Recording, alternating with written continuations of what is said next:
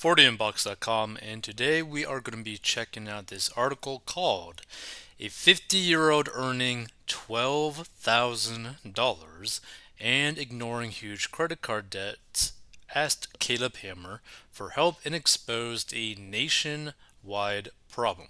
And by the way, for those that don't know who Caleb Hammer is, he's a guy who interviews and basically does these financial audits of people, which, by the way, go check it out if you haven't. They are insane. And they would a lot of these audits will literally make your skin crawl with how bad some of these financial situations actually are. So definitely go check it out. So let's get into it. So a man appeared on YouTuber Caleb Hammer's budgeting podcast for help with his finances, providing a clear example of how poor financial literacy is harming many in the US. Clark, who is 50 and from San Antonio, Texas, told host of Financial Audit Caleb Hammer that he was a stalker at a convenience store and earned $12,000 a year at $9 per hour. How are you surviving on $12,000? Hammer asked him, and Clark said he was living with his 83-year-old mom and was also bringing in some money as her caregiver, which brought his total income to $22,000 per year. Which, again, this is like poverty level, right? Overall, he owed around $9,800 on cards he hadn't been making payments towards for over a year, and so many had been passed on to debt collection agencies. And Hammer didn't go through them all in detail in the episode, but the ones he did bring up were all maxed out. $959 on a First Direct bank card, which was $259 over the credit limit. $585 on Credit One card, including overdue payments. $457 on another unspecified card, around $2,000 on an Aspire card, $5,209 on another Capital One card, was $209 over the limit. Those figures total around $9,200. Which, when you really think about that, like $9,200 of debt, and like really bad debt, and he's only bringing in $22,000, like that is scary. That is beyond scary. So Hammer didn't give interest rates for any of the cards and later said that Clark hadn't kept great records, making it hard to pin down the specifics of his debt. And to be frank, that probably means that the guy has probably actually more than $10,000 in debt. So the minimum monthly payment Clark owed was in excess of $2,100 more than he was bringing in. Hammer said the total he owed could easily be over $10,000 now because of the interest and late fees accruing. Clark said he started getting into credit card debt in 2021 and considered it money to burn. Now here's the thing, like as a side note, and I mentioned this before, but I have known people, and you might know people like this too, which is crazy when you really think about it. I have known people where they thought that the credit limit on a credit card was free money that they just was given. Like people actually believe that, right? Like people are very uneducated when it comes to finances. And the thing is, I don't really even blame people for not having any financial literacy because the majority of schools don't teach anything, right? For example, the only reason why I learned how to write a check was when I was a kid. I was getting a pizza, like my mom ordered a pizza, right? Forgot to leave cash for it. And I'm like talking like I was a kid. So she's like, "Hey, go write a check." And I was like, "How do you write a check?" She's like, Just look it up. So I went on Google, looked up how do you write a check, and this is like when I'm a kid. It's like, and I just like literally copied it verbatim as to like a example of a check online, and that's how I wrote my first check, which wasn't even my check, right? So like I understand why people do not have any financial literacy, but at the same time, when you get to like 50 years old, you have to have some sort of understanding about finances, or at the very least, common sense. At least. So Hammer asked Clark what his mindset on money was, and Clark said he was initially paying the cards off, but he stopped. Just not enough funds, not enough money in the bank, he said. Hammer asked him why he didn't have a job with more hours or a higher salary to pay it off. He says, I just haven't planned that far ahead yet. That's not a plan if you have no plan. Hammer responded, do you just not care? And I have also met people who literally just don't care about their finances at all, right? Like they are perfectly okay with getting into tens of thousands of dollars in like credit card debt. Like I have had family members, like distant family members, that are so bad with their finances that they got into like bankruptcy like 6 times. They don't have like car insurance, like they don't have like basically any insurance. Like who knows if they even have like a license? It's crazy. Like people, there are just some people who just literally do not care about their lives at all. Let's see. So Clark said, I do care and I don't care, explaining that he didn't see the point in having a better credit history. Hammer asked him if he cared about the morality of paying back money he owed. And that's a conundrum right there, Clark said. To tell you the truth, I don't have any faces to look at and say, I'm sorry. Which, like, this is kind of like a scary thing, right? Because when someone says something like this, like, I can understand it, I can understand the line of thinking, but this means that he's also willing to do very immoral things just because there isn't a face to the other side in other situations, not just in this. Let's see. So, are you an excuse maker? Hammer asked. Yeah, pretty much, Clark said. Hammer told him if he didn't want to be working for the rest of his life, the excuses need to stop. Clark said he had been living with his mom basically his whole life, who owned the home, and to whom he paid $400 per month in rent. Hammer asked whether he would be left the house when she died, and Clark said he probably would be, though he had siblings. He said he had nothing saved for retirement, joking that he had $25 and only $13 in his chicken account.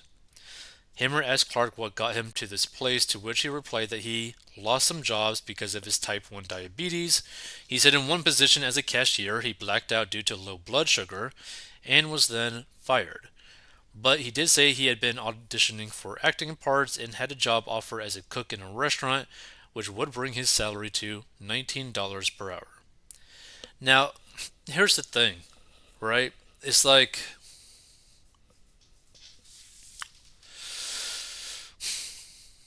the problem with because I watched this full episode that Caleb Hammer did on this episode with Clark, and the thing that really came off about this is that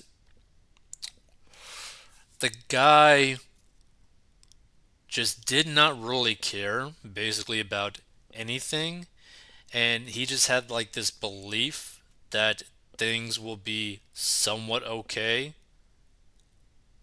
as things goes on.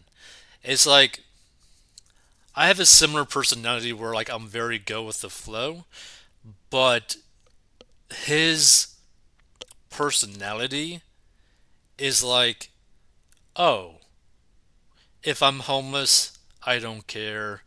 Oh, if I lost my leg, I don't care. Oh, if I have $0 in my bank account, I don't care. Like it's basically like in a, like just an equilibrium of not caring, right? Which can work out in some cases, but like in terms of just like taking care of yourself as like a functional human being, you gotta have like at least some care. Like, oh, I kind of do want to make some money. I kind of want to like have money in the bank account. Oh, maybe I kind of, I don't know, want to not feel poor or like continue to live with my mom for the rest of my life. And here's the thing, there's nothing wrong with like living with your mom, especially if you're like a caretaker for them. But he had been living with his mom for his whole life, even when he was making good money. Because again, I watched this full thing and he did make good money previously, but blew all of his money. Like, you gotta think about it. He's 50 years old. There's been multiple decades where he spent every single cent that he has made after taxes. Just think about that for a second. Even if he was making like let's say like 40,000 a year or $50,000 a year for multiple decades, doing like bare minimum stuff, he would have an emergency fund, he would have some money for retirement, he would have, I don't know, maybe his own place at the very least, or be able to afford renting a place of his own. He would have a okay car. Like again, like this is doing the bare minimum kind of stuff, and he can't even do that, and didn't do that. And the thing is, like he even explained it where he just wanted to have fun. Like he just didn't care about anything else but just having fun. Because again, like he had like no expenses. He was living with his mom the whole time for multiple decades. So on Hammer's subreddit, where fans of the show discuss recent episodes, many people expressed frustration at Clark, saying he reminded them of family members they considered a failure to launch, which I could understand. So a string of minimum wage jobs, quitting when they get annoyed, and just no fire to do anything different because they live with mom and rent is covered. One person wrote, describing a sibling who is likely going to be left at their parents' house. It's really hard to not feel resentful of that decision. And again, that's if he's even left the house. Because I bet you, even if his mom wanted to give him the house, it's probably not in a will, so the siblings could contest ownership of the home when she passes away, and then it gets into like a really filthy family struggle, and he has no money to fight it. Himmer also responded to one comment which asked why he hadn't recommended that Clark negotiate a settlement with his debtors. The hard part is we just don't know what's exactly in collections right now. It's a mess, Hammer said, explaining Clark couldn't even download any credit tracking apps because a lot of his debts were in his mom's name. His document tracking is very bad, he said.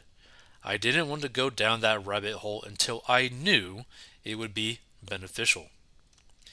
So Hammer, who uploads 200 views a week to his channel with over 600,000 subscribers, which I don't think it's 2 episodes a week. I think it's 3. I think it's Monday, Wednesday, and Friday at 11 a.m. Previously told Insider, financial literacy is one of the biggest problems affecting Americans right now. There's a complete lack of understanding of what people can really afford, Hammer told Insider.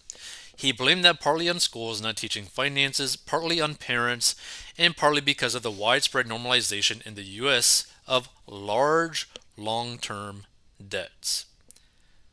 So the average American holds a few thousand in credit card debt, and the average monthly payment for cars is getting close to $1,000 a month. I believe it actually crossed $1,000 a month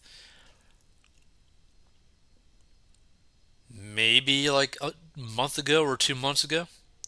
Hammer told insiders so relying on that to be taught in the home, which Americans are obsessed with, is hard because they're being taught by people who aren't financially educated themselves. And the thing is, like, what people need to understand is like the car payment issue is humongous. Like, I don't think people really understand how bad car debt actually is. Like, because you got to think about it like this when it comes to car debt, right? You're paying the car payment, like the amount of money that you owe for the actual physical car, right? Then you got car insurance, right? Then you got maintenance, right? Then you got basically any sort of random things that might end up happening with that car. Not to mention, let's say that you bought a $50,000 car, right? And you took a loan on that, which, by the way, for some reason, rates for car loans are like ranging from like 8% to like nearly almost like credit card 20 percenters, right? Like it's crazy. And then you see that on like the Caleb Hammer things. Like these interest rates for these cars are freaking nuts, right? So you are basically getting destroyed by inflation, right, on your money, right? So like you're already losing purchasing power on your money just because of the printing of money from the government. You are losing money from the interest that is being charged on the car loan, okay? By the way, you're also losing on opportunity costs because you are not putting that money towards your future, right? Because what people don't understand is that putting a car payment amount towards retirement is literally like millions of dollars worth of money, right? So you are literally having an opportunity cost of multiple millions of dollars because typically people tend to have these car loan payments for like 6 years, 7 years, and then they get a brand new car after that and just keep up the cycle again. So we're having like potentially decades of car loan payments. So instead of having those car loan payments, if you put all that money towards investment to your retirement, that is literally costing you millions and millions of dollars. Okay, so that's another cost. Not to mention the decreased in value of buying that car, because typically the majority of people are not buying cars that retain value or increase in value. Okay, there are very unique circumstances, very unique cars where you can do that with. You're more than likely not a car flipper. You're more than likely not a very high income individual where you get special allocation slots for supercars or very high end cars with very low production. Where if you get the golden ticket of that car, you can literally flip that car for like $1 million. Okay, like you're not in that situation. So you are literally bleeding money in multiple ways when you buy a car. Like that's the thing that like people just really don't understand. Like it is so expensive to buy a car using debt. And it's so expensive to just buy a car in general. And I like cars, but they are so expensive.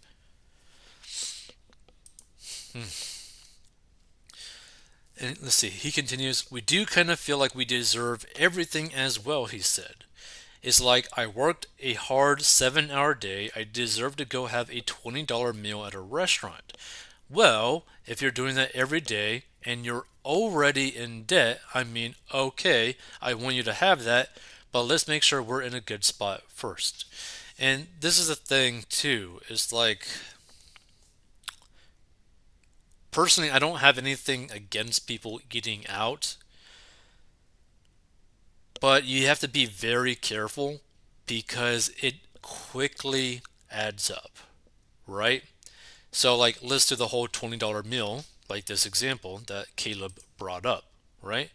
So, $20, and let's say you did that every single day, Monday through Friday, right? So times five, that's $100 per week times 4 weeks. That's $400 a month that you're spending just to go out one time a day. That's expensive. That's not including any other expenses that you have during those days. Like it adds up, like very quickly. Okay, so that's pretty much it on this one. Feel free to give your thoughts. Feel free to give your thoughts about Caleb Hammer if you check out his stuff too. Like personally, I think what Caleb Hammer is doing is a pretty amazing show. Awesome thing that he's doing to try to help out other people. It's just honestly when I watch some of his stuff, I get super depressed. Like I get really depressed with just how little financial literacy some of these people have. Like it gets to the point where it's disturbing, and not to mention like frustrating because some of the people that go onto his show